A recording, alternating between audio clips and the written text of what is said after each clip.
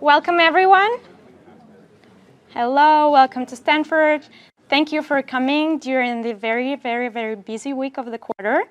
And my name is Olga Tremanskaya. I am at the GSB and I'm MBA 2. I'm about to graduate. And I grew up in Russia, which is why I really, really, really wanted this event to happen. Thank you so much for being here. So Bill Browder, our guest today, is a Stanford GSB graduate, the founder and the CEO of Hermitage Capital, the largest foreign investor in Russia. In his pursuit to expose corruption through shareholder activism, Bill faced severe consequences when declared a national security threat in Russia. His lawyer, Sergei Magnitsky, was murdered in prison after uncovering a $230 million fraud committed by Russian government officials. Bill initiated a campaign for government sanctions on human rights abusers and highly corrupt officials. The Magnitsky impunity enjoyed by those who perpetrate unspeakable atrocities. Over the past few years, the sanctions were applied to the Russian nationals involved in the death of Sergei Magnitsky, Saudi nationals involved in the murder of Jamal Khashoggi, Myanmar military generals, President of Belarus, Alexander Lukashenko, and many more. Ladies and gentlemen, please join me in welcoming Bill Browder.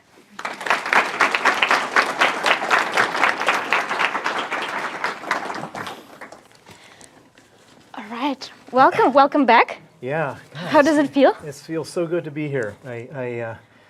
My 2 years at Stanford were the best 2 years of my life, and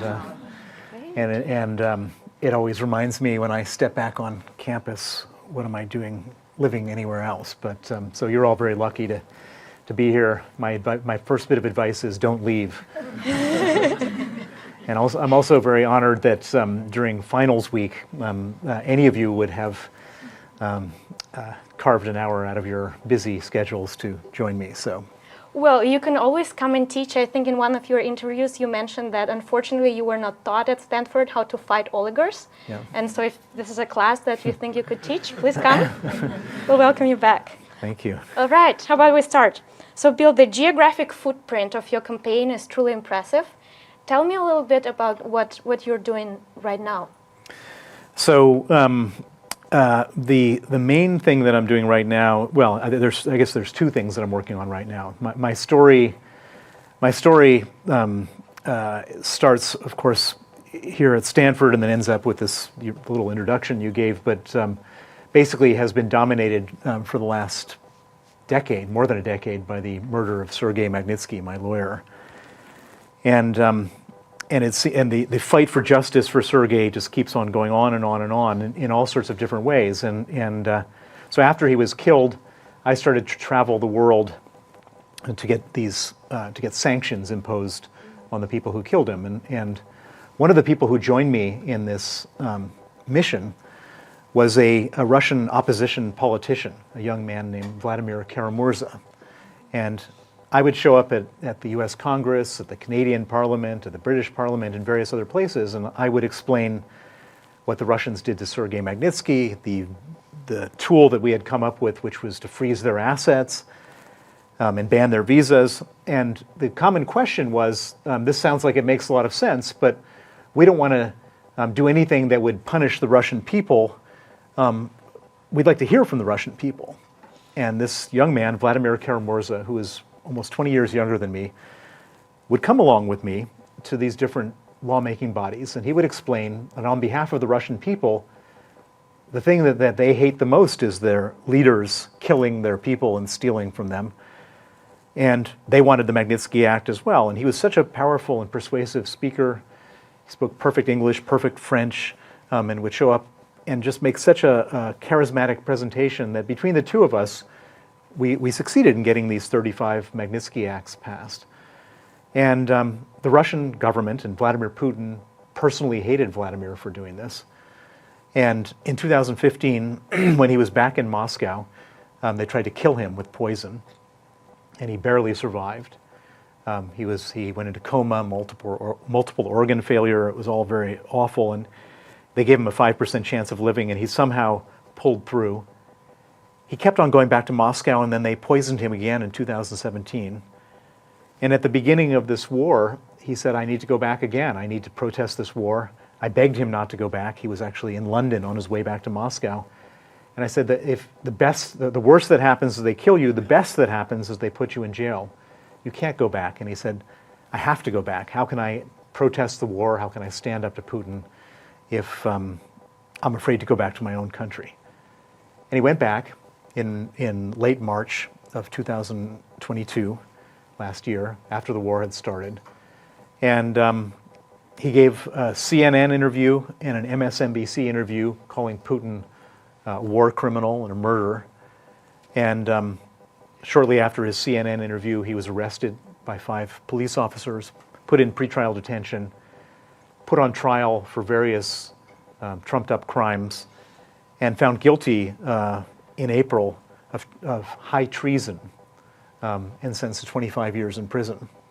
And so now I'm spending a lot of my time trying to get Western governments to support him. And I was just in Ottawa on Monday at the Canadian Parliament. The Canadians have a program they call honorary citizens, and they've only given out 7 times: Nelson Mandela, Malala, a few other people, and we're trying to get Vladimir honorary citizenship. Why does this matter? It matters because the Russians need to see him as a valuable hostage, not one that they can kill. He's already lost more than 50 pounds of weight. He can't feel his feet anymore from the nerve damage done from the poisoning. He's losing sensation in his arm, his left arm. And I feel like I need to do anything I can, because for me, the idea of having another one of my close confidants and friends killed is just impossible for me to contemplate. And I remember I was here in Stanford. It was in October of 2009. I was giving a talk at the business school when Sergei was still in jail, talking about Sergei, and then he died a month later. And I'm praying and hoping that doesn't happen to Vladimir, and doing whatever I can to stop it. So that's a big part of my life right now. The other thing that I'm working on more generally on the war with Ukraine is like everybody else, I saw this terrible atrocity being committed. And like everybody else, I wanted to do something. Some people, gathered supplies for the Ukrainians. Some people went to the front line. But my unique skill is I've spent the last 13 years going around governments and parliaments around the world to pass legislation to freeze Russian assets. And a week after the war started, the West froze $350 billion of Russian central bank reserves. And so the other big project is to try to figure out how not just to freeze these assets, but how to seize these assets so they can be used for the defense and reconstruction of Ukraine. Thank you so much for your work. We'll return to the question of sanctions a little bit later. Now, why don't we just travel back in time for a little bit? The United States right now is preparing for the next presidential elections, and many raise concerns that there might be foreign intervention, there might be lobbyists coming to America. Take us back to 2017, when you learned that you had been the subject of the conversation in the Trump Tower between Trump's campaign officials and the Russians. What did you find out? How did it make you feel? So ever since the passage of the Magnitsky Act, I've been on Vladimir Putin's hit list. And he hates the Magnitsky Act more than anything. Why does he hate it? Because it freezes the assets of human rights abusers and kleptocrats. And Vladimir Putin is a human rights abuser. He's a kleptocrat. He's got an enormous fortune, and he keeps it offshore, and I was responsible for a piece of legislation that could potentially make his money inaccessible to him, and so he hated me for that. His hatred led to death threats, kidnapping threats, 8 Interpol arrest warrants, lawsuits, movies being made about me, all sorts of stuff. And it was very interesting because, I knew he hated me, but I didn't know what other things he was going to come up with. And I got a call from this was I guess around early July 2017. I got a call from a New York Times reporter who said, "Have you heard of a woman named Natalia Veselnitskaya?" And I said, yes, I have. In fact, Natalia Veselnitskaya was the Russian lawyer who was effectively working for the Kremlin, doing everything possible to discredit me in Washington so that the Magnitsky Act didn't get advanced. And I had been trying to get people interested in her for a long time, and nobody really was interested. And all of a sudden, the New York Times was calling up, and I said, and so I had a little presentation that I had prepared for journalists that had all not been interested in the previous year. And I took her, I was actually changing planes. I was flying from London to Aspen. I spend my summers in Aspen, and I was in Chicago, and I took her through the PowerPoint over the phone. I emailed her the PowerPoint, took her through it, and I said, well, you know, what has Natalia Veselnitskaya done? And she said, I can't tell you, but just watch the New York Times this afternoon, and I think you'll be interested to see. And so I kept on pressing refresh, and nothing was happening, and I get on the plane, and the Wi-Fi doesn't work. It's like, why is it always half the time it doesn't work when you most need it? And I get off the plane in Aspen, and I press refresh one more time, and all of a sudden the story comes up, and it said, Russian lawyer in Trump Tower meeting. Natalia Veselnitskaya, the lawyer for Putin, had gone to Trump Tower. This had happened a year before, but it only had come out in 2017. So it happened in 2016. She had gone to Trump Tower, and this was after Trump had been nominated, but before he was elected. And she met with Donald Trump Jr., Jared Kushner, and Paul Manafort, so Trump's son-in-law, and campaign manager. And she said, if Trump is elected, will you invalidate or repeal the Magnitsky Act? And in return, I've got dirt on Hillary Clinton. And so, thankfully, and so it was a huge surprise to me that I was, and we eventually got a copy of Paul Manafort's notes. And Bill Browder, was all over his notes, and it was just amazing to me that this was the big thing in 2016, 2017. There was a whole investigation about Russian interference in the U.S. political process, and not only were the Russians interfering, but they were interfering about me, and so that was pretty amazing and shocking. And for anyone who said that the Russians weren't interfering, I mean that's just direct proof that they were. And then let's take it further, because Trump actually gets elected.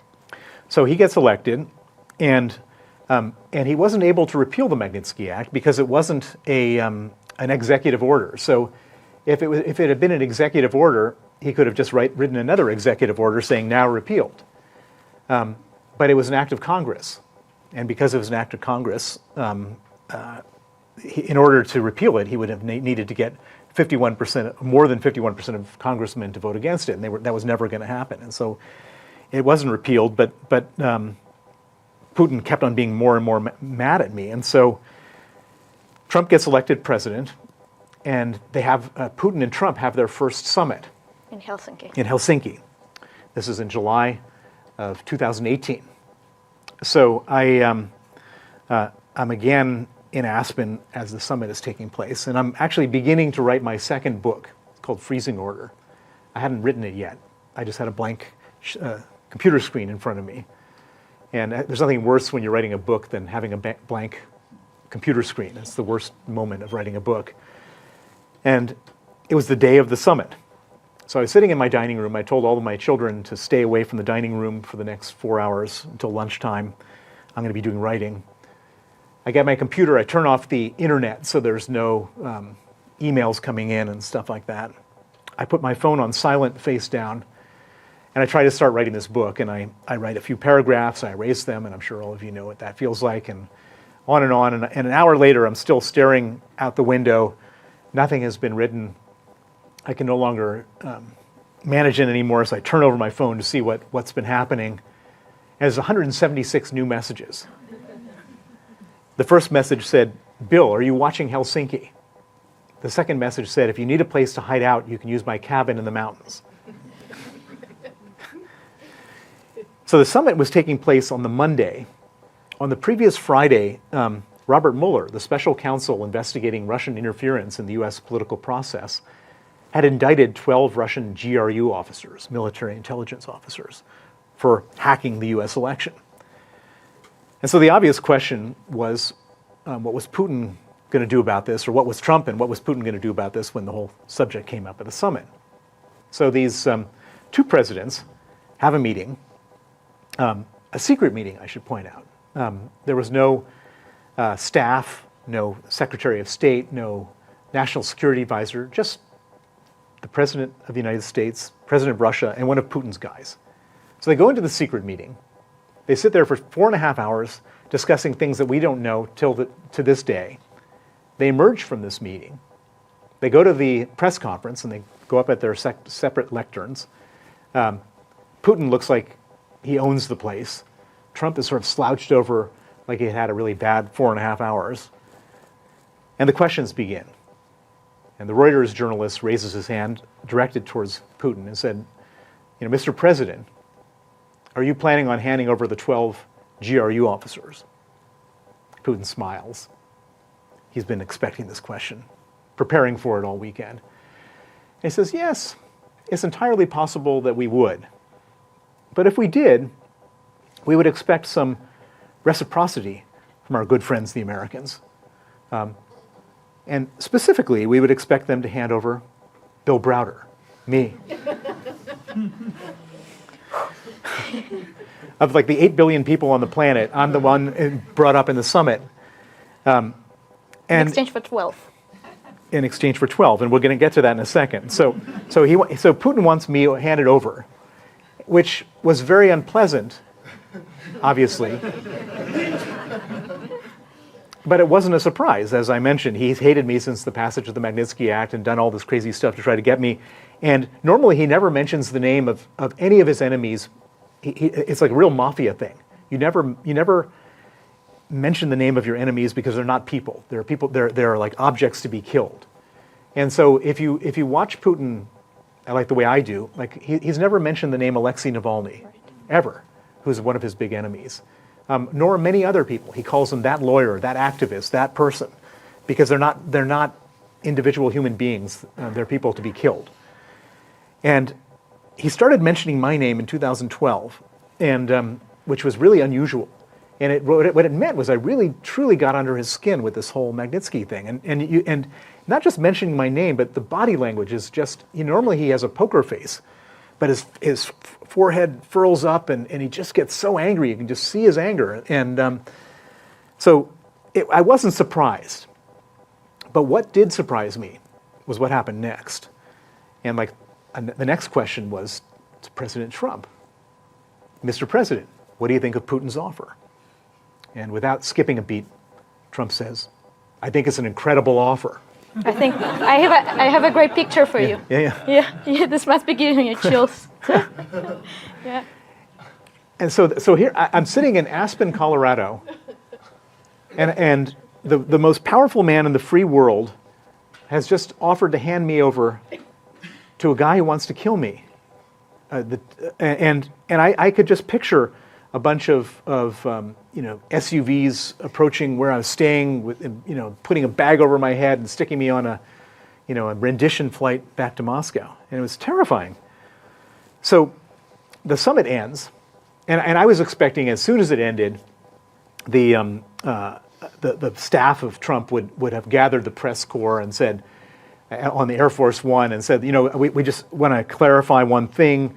What he meant to say, it was incredibly bad offer or something like that, but total silence. So Trump gets back to Washington, Putin goes to Moscow, and overnight Putin, who prides himself on being the most vicious master negotiator, realized he had made a terrible mistake. The Americans had asked for 12, and he just asked for 1.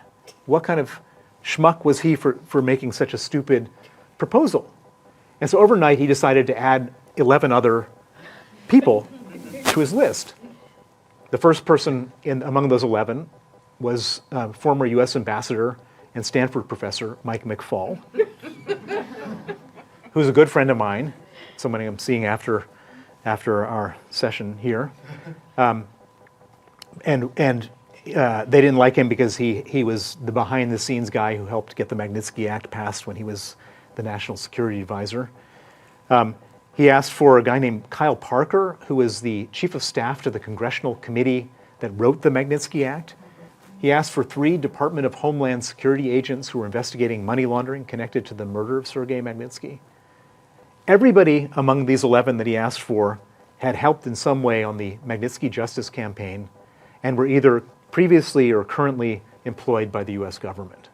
Now, it's one thing to ask for me, a private citizen, and a citizen of the UK, by the way, to be handed over. That's distasteful, but not shocking. But to ask for US government officials to be handed over for doing their work, their policy work, that was unbelievable. And who would ever go work in the US government again if you think that in some future government you could be handed over to hostile foreign power for just doing your job for the government? Of course, nobody would. And so the Trump people should have pushed back on that immediately and firmly. But they didn't. Total silence. Silence for 1 day, silence for 2 days, silence for 3 days. On the 4th day, I'm giving a media interview. And by the way, all of a sudden, everyone wanted to know, who is this guy, Bill Browder? Because no one had ever heard of me before. And all of a sudden, I'm being brought up as some kind of swapping currency with the Russians. And so I'm doing all these media interviews. I'm doing a media interview on the 4th day. And in the middle of the interview, they say, we need to stop the interview because there's a press conference going on at the White House. Just stay on the line. And so they go to this press conference in the White House. And in the White House, it's Sarah Huckabee Sanders. Remember her? And she's giving a press conference.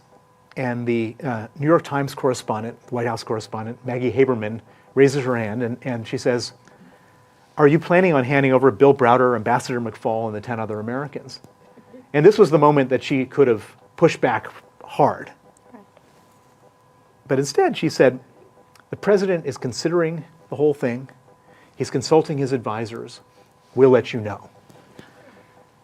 At this point, all hell breaks loose in Washington. And the Senate decides that they're going to have a vote on whether or not to hand us over. And the vote's going to take place at 4:30 the next day. And as the day progresses, senators, and this is not a partisan issue at all, this is like from the far left to the far right and everywhere in between, start issuing tweets and press releases saying this is outrageous, we're not going to do this, absolutely no way. And it looked like the tide was going to turn terribly for the White House. And so at 3:30, an hour before the vote, the White House issues a very meek statement saying, while we understand that Putin's request was sincere, we're going to be unable to honor it at this time. At this time. An hour later, the Senate votes 98-0 not to hand us over. So that's why I'm so happy to be here today. Oh, we are too, for sure. And so from that point, let's now travel back to today and turn our attention to the ongoing war in Ukraine. You've been very vocal about supporting the Ukraine and sanctioning the Russians. But in the first place, did you expect this war? Knowing Putin, do you think this is something we could have forecasted? Well, yes and no and yes. There's a lot of things that we did. So, first of all, if many people asked me in the month or so leading up to the war, as various announcements were made about the troop buildup on the border, would Putin do it? And I said, I can't imagine that he would, because the army, the military budget of Russia at the time was the same as the military budget of the UK, and about 80 to 90% of that was stolen. So it just seemed like the military was weak. The size of the Russian economy was the size of the economy of the state of New York. Russia is not a superpower. And I thought to myself, why would Putin do this? It would be insanity for him to do it. And so when people asked me, I thought this is just a great way to get the German chancellor and the French president and all these people shuttling through Moscow, kissing the ring and all this kind of stuff. And I thought there's just no way that he would do it. It would be too stupid for him to do. And he did it. But I've got a pretty clear idea why he did it, and this is really important, and it stems very much from my own story, the story of Magnitsky and the story of what we discovered. When we were, so Sergei Magnitsky was killed over the theft of $230 million of taxes that we paid to the Russian government that was stolen from the Russian government. Sergei Magnitsky was my tax attorney, and he was able to figure out that a bunch of corrupt officials had stolen $230 million from their own country. He exposed it, and for exposing it, he was then put in pretrial detention by the same people who he had exposed and was tortured for 358 days and killed on November 16, 2009. And for me, one of the most important parts of the justice campaign was to see who actually got the $230 million. And so we then started to work on that. And I applied all the same skills that I learned at the GSB towards money laundering analysis. And I had some really good people working for me. If you read my second book, there's a hero in the book named Vadim Kleiner, who is a Russian PhD who had been a securities analyst who became probably the world's foremost money laundering investigators over the last 13 years. And he started putting together all different information we were getting. We were getting data from whistleblowers, from data leaks, from criminal investigations that we had launched. And he put together this database and connected the dots and so on. And he had this incredible database. And in the process, we discovered two really important things which helps understand everything about Russia. The first thing we discovered, you remember the Panama Papers? There was a big data leak in 2017.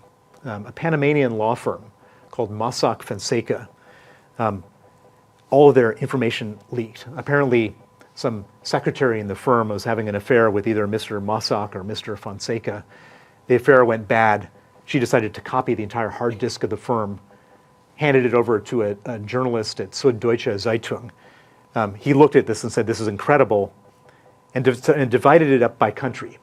And they had a correspondent in each country figure out who the hero or the anti-hero was of that country.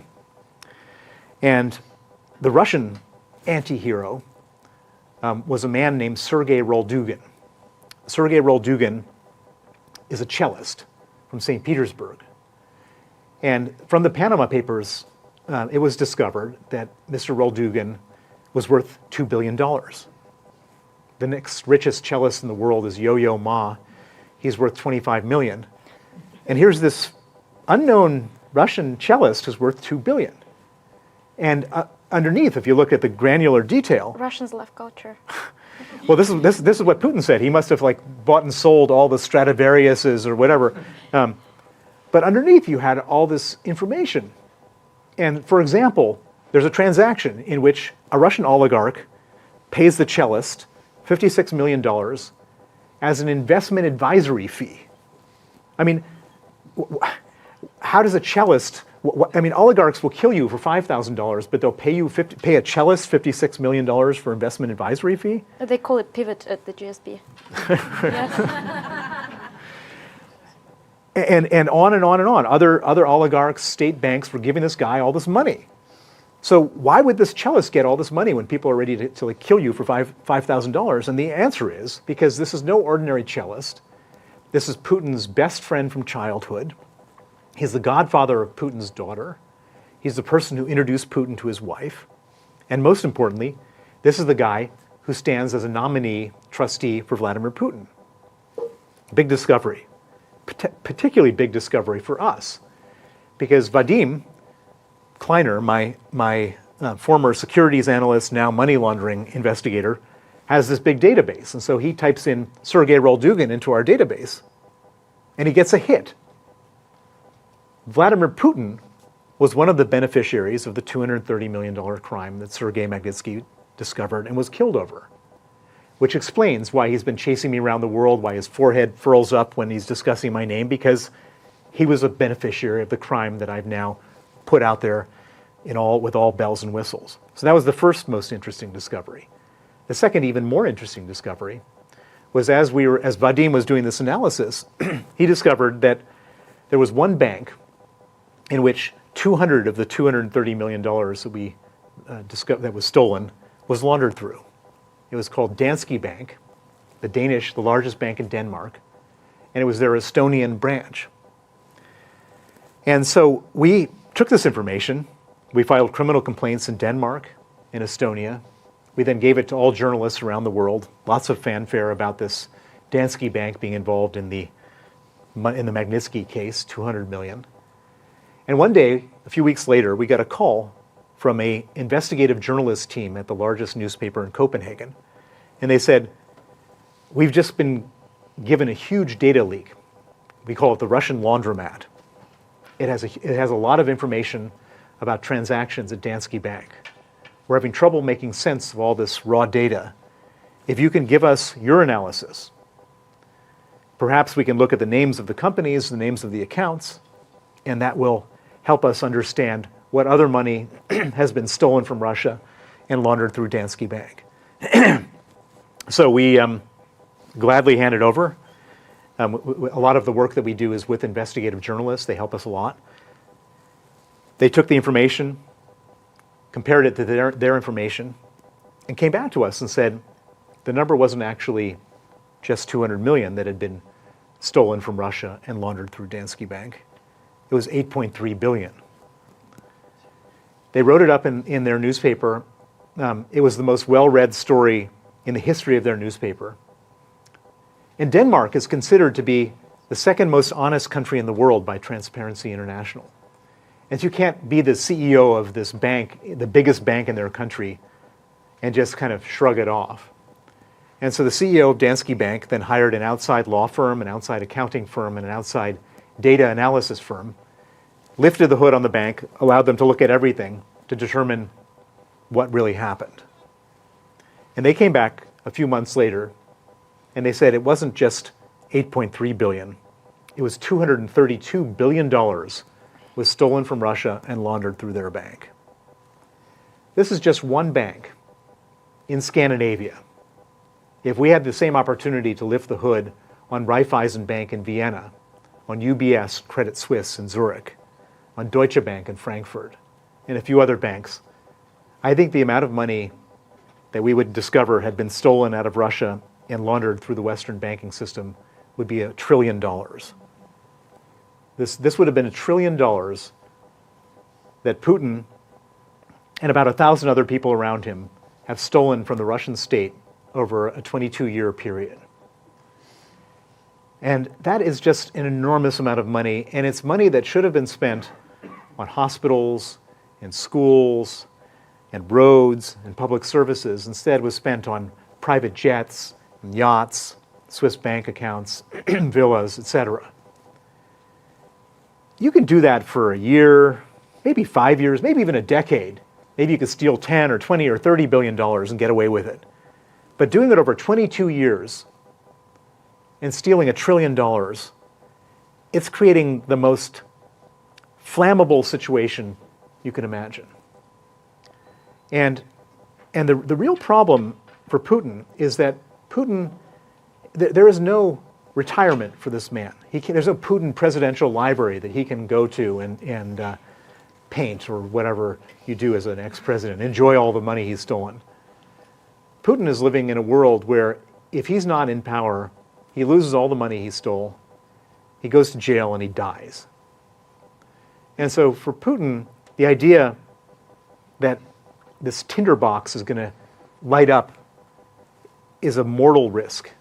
And it's not a low probability risk. In Kazakhstan, the dictator of Kazakhstan, Nursultan Nazarbayev, lost his position in exactly the same circumstances. Lukashenko almost did, only in Belarus, and he was only saved by Putin sending his own guys in. And of course, we've seen what happened to Yanukovych in Ukraine and various other people. Putin understood that his days were numbered, and he needed to do something radical in order to deflect the brewing anger from the Russian people. And so what do you do if you're a dictator, you're afraid of your own people rising up, and you want to make sure that they don't? You find somebody else for them to be angry with. And that's what this war in Ukraine is all about. This war in Ukraine is not about NATO enlargement. It's not about some grand vision of a Russian empire. He uses those arguments because those arguments sound good. But this is just a little man who's afraid of dying, who's stolen too much money, and he needs a foreign enemy. This is a war of distraction. And the reason why this insight is so important is that if you believe my interpretation, which is not the conventional wisdom, the conventional wisdom is that it's something to do with NATO and being snubbed by the West and so on and so forth. But if you believe my version, then it means that there's nothing we can do to negotiate. It's not like if we were to say, okay, Ukraine will be non-aligned and not a member of NATO, and that doesn't solve the problem for Putin. Because Putin needs to be at war. And the most horrifying part of this story is that if Putin were to succeed in Ukraine, he'd still need to be at war. And who does he then go to war with? Estonia or Lithuania or Poland.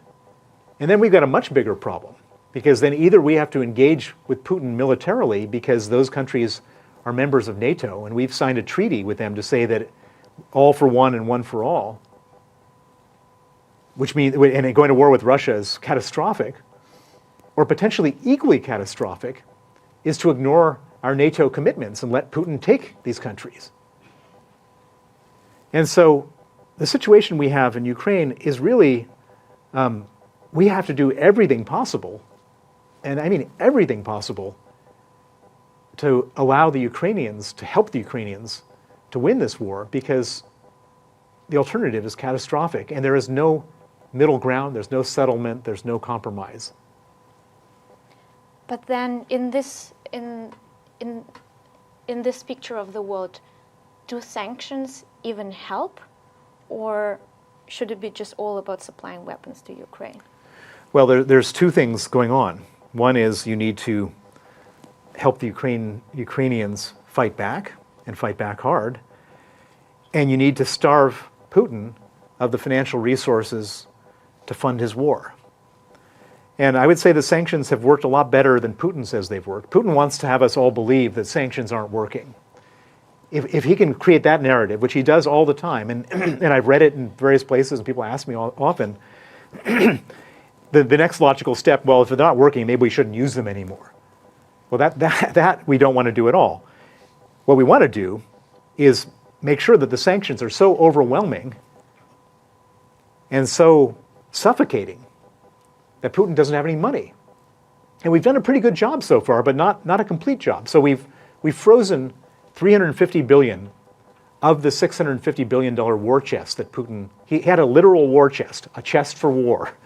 And he thought he had $650 billion. And all of a sudden, at the very beginning of the war, a week into it, the Western allies get together and freeze $350 billion. So that's money he can't draw on. Good. The other money he can draw on is oligarch money. We've sanctioned about 40 of the top 118 oligarchs. Good as well. It used to be that Russia is not a particularly indebted country because they defaulted on their debt a while ago. And so in theory, they could get as much money as they wanted from the capital markets, and so we've cut them off from the capital markets. That helps as well. A lot of Western companies have pulled out of Russia. That's good. We've stopped allowing them to import things like aircraft parts and ball bearings. Again, good. But the main thing that carries on is that they can still sell their oil and gas. They've stopped selling their gas to Europe, which is good, but they still sell oil all over the world. They sell it to the Indians and the Chinese and various other people like that. And we've got to do something to figure out how to stop that money from going to Russia. Because as long as they get that money, he can afford to buy weapons and fund the war. And as long as he can fund the war, he can carry on. And what I'll tell you is that he can endure, Russia can endure much more pain than we can in the West, because Russia is a dictatorship. There's no public discussion. And so what he's hoping for is that if he can convince us that sanctions don't work, maybe we won't add more sanctions on. And in the meantime, we're starting to get financially exhausted from this war. There's already people talking about it on the far right and the far left. There are people in the US Congress saying no more money for Ukraine. And he's hoping for the return of Donald Trump. Donald Trump has said publicly, as much as he's not going to, he says, we're going to end this war in one day. What does that mean? That he'll cut off funding for Ukraine. And so he's hoping that Donald Trump gets the Republican nomination, he becomes the next president, and so he's, now I should say that Putin has made a lot of bets that haven't worked out for him, but that's the bet he's making right now. All right, thank you so much, Bill. I think we're roughly 40 minutes in. Why don't we take a few questions from the audience? If you want to ask a question, raise your hand, then stand up, and just to let you know, we are recording, so just make sure to introduce yourself. Thank you. All right. Yes, yes. And Ipshita, then you next.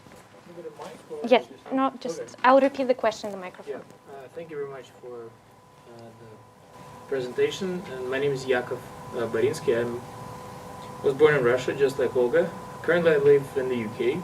And one of my questions is, I'm very much kind of a supporter of the theory that a lot of that money, 232 billion or probably much, much more, over $1 trillion, that have been laundered, have been taken out of the country throughout the Putin's reign, have been used to bribe politicians in Europe.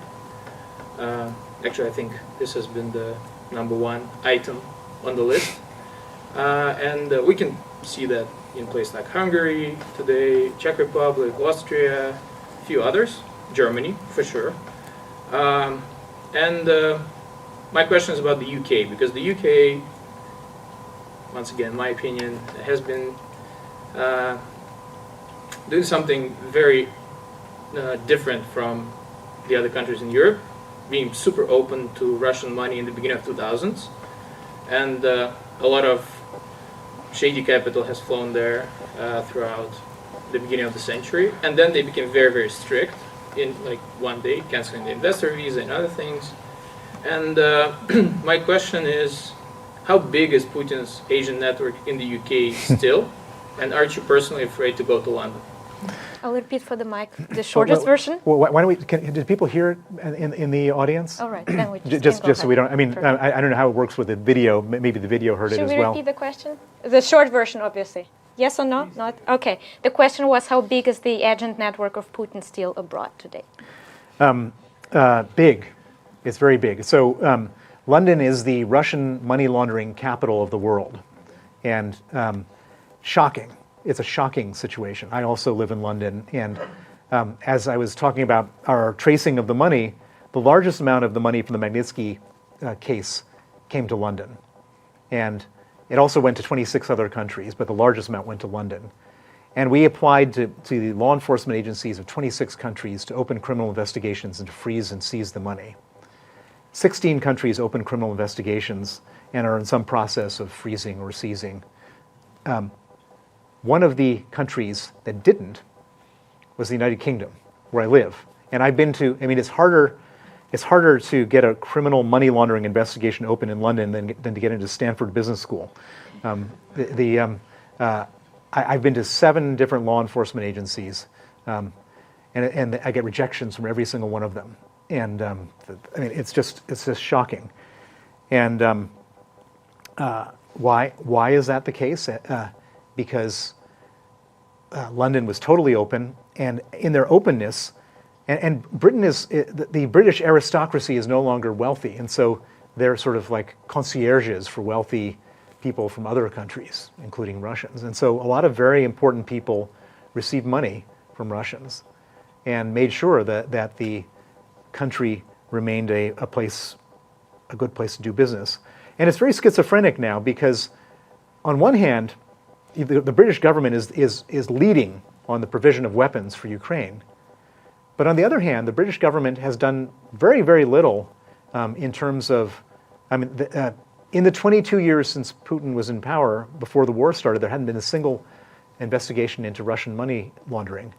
And it's not clear that there's going to be any more investigations. And so I think that London is a viper's nest and will continue to be in there. And the end of your question is, am I not afraid to be in London? it's dangerous wherever I am. I mean, these people have a long arm and they do nasty stuff wherever, and so it's not. I don't think that London is a particularly more dangerous. My friend Dan Rappaport, who is a Russian, who was doing a lot of anti-Putin stuff, fell out of a eighth-story apartment building in Washington, D.C. Bad stuff happens everywhere when the Russians raft you, and so that's no reason for me to be one place or another. So the question is how Russians abroad can affect change if they can't really return, and if they return, they'll face repercussions. It's an impossible situation now. There's no longer any oxygen for any dissent whatsoever. You cannot say anything. You can't even hold up a sign, an empty piece of paper on a street corner. You'll be arrested and probably prosecuted and sent to jail for a very long time. However, the Russians who are abroad, I think, have a responsibility to call out Putin's criminal behavior. And coming back to the London question, there's a lot of Russians I know in London that are just like not saying anything, and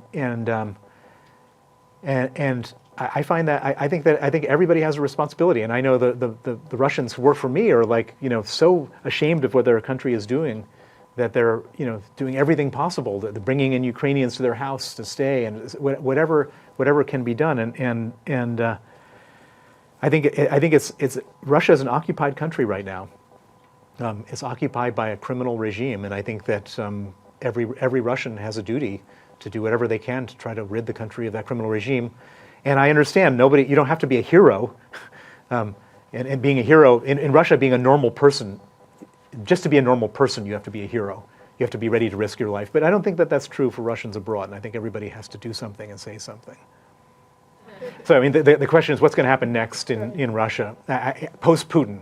So first of all, let me just say the most likely scenario is that we're 5 years from now and there's no post-Putin.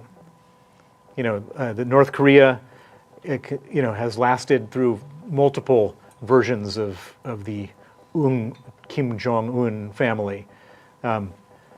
Mugabe lasted for 35 years in Zimbabwe. I mean, these bad dictators running repressive totalitarian regimes, they've got all the tools at their disposal. And I think Putin has weakened himself profoundly, and to the extent that the probability has risen that it will be that there will be a post-Putin. But I think the most, much greater than 50% chance we're still here 5 years from now talking about Putin.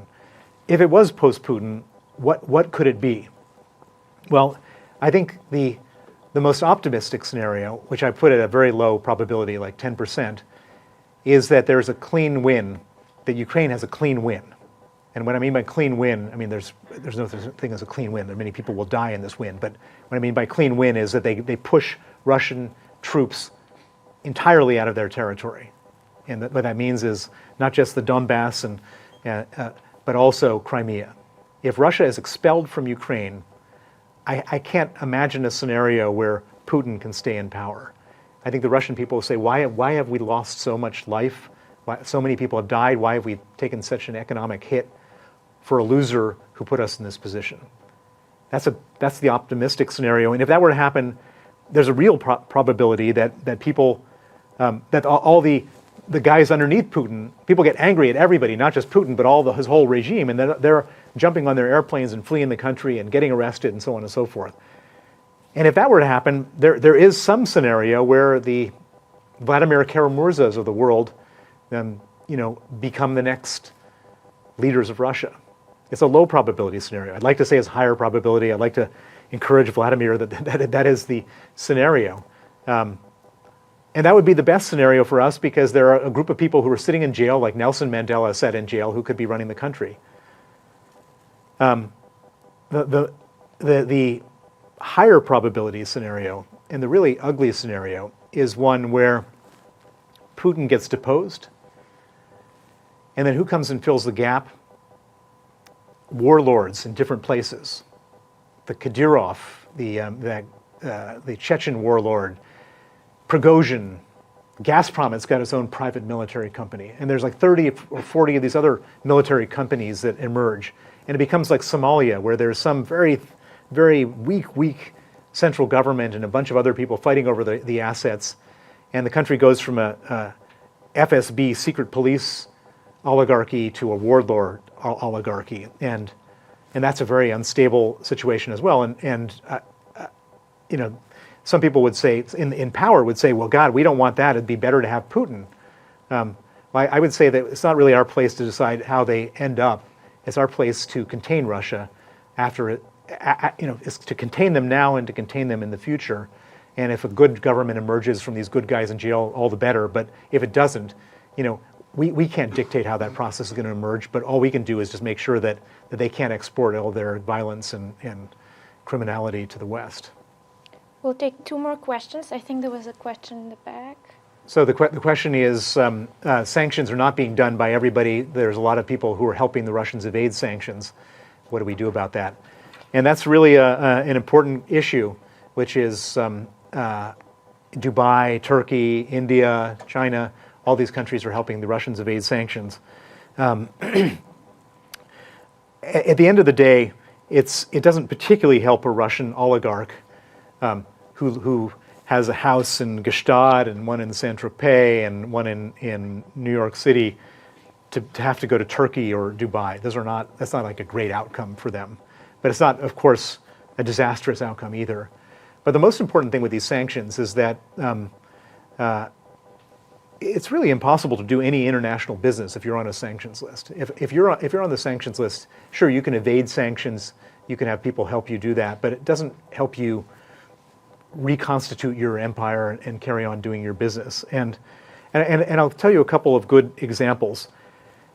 If China were supplying weapons to Russia, the war would be disastrous for Ukraine. We'd be in a much worse position. But China, they're ready to do some business with Russia, but they're not ready to be under sanctions themselves. And they would be under sanctions themselves if all of a sudden we saw unexploded Chinese rockets in buildings where children have died. We would stop doing business to some extent, stop doing business with China. And China's a business country, and they might like to watch us getting a black eye from what Russia is doing, but they certainly don't want to pay a price for that business-wise. And another example is India. India is buying a lot of oil and weapons from Russia. And the Indians are only willing to pay the Russians in rupees, in Indian rupees, because they don't want to be subject to US sanctions. And so the Russians have a terrible problem, because what do they do with these rupees now?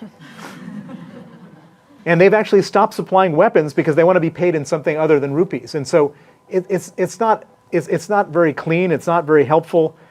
I meet with a lot of governments around the world to talk to them about sanctions, and this is the year of sanctions evasion, or I should say punishing sanctions evasion. And so I think you're going to see a lot more things happening. Will it completely dry up these opportunities? No. Will it make life more difficult for Russians, oligarchs and Russian government? Absolutely yes. I'll reserve the right for the last very short question. Many of us are about to graduate. Do you have any piece of wisdom to share with us? Well, for all you Russians, don't go back to Russia. But I'll tell the U.S. consul. But I think that's probably pretty obvious.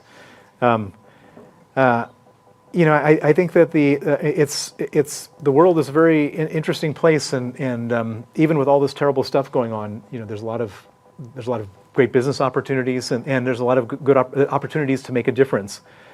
I spent half my career making money, and I'm spending the second half making a difference, and you should strive to do both in your life. Will do. Thank you so much.